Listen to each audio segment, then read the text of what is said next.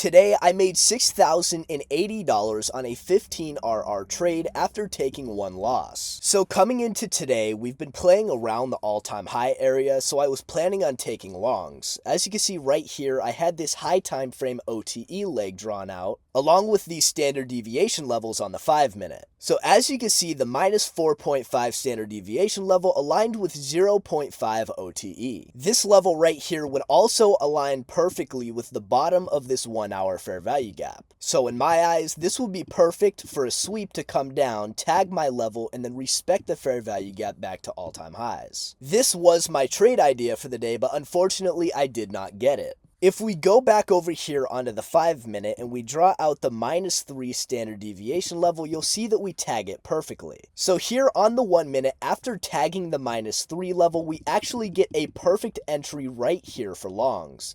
If I draw out my OTE level right here on this leg, you'll see that we tag it and we get it respected perfectly. I would have most definitely taken this trade right here, which was an absolute banger. I'll show you in a second, if I was not targeting this minus 4.5 level. The reason I didn't take this is because I really was expecting this high time frame leg to get rebalanced today. Anyway, as you can see, this trade on the 1 minute would have played out really well. I probably would have gotten 10 to 15 RR out of it, but I just didn't take this trade. After I saw this minus 3 level play out right here, what I did was I drew my standard deviation level right here on this 1 minute manipulation leg, and I waited for minus 4 to get tapped for shorts. As you can see, the minus 4 level was tapped and respected perfectly, making a 1 minute rejection block. So what I did was I set my short limit right here at the CE of the 1 minute rejection block, and after I got tapped in, I made sure to set my 10-point stop loss, which is $400 risk, and then I let the trade play out. But as you can see right here, if I skip ahead a couple candles, I actually took a loss. So after taking this $400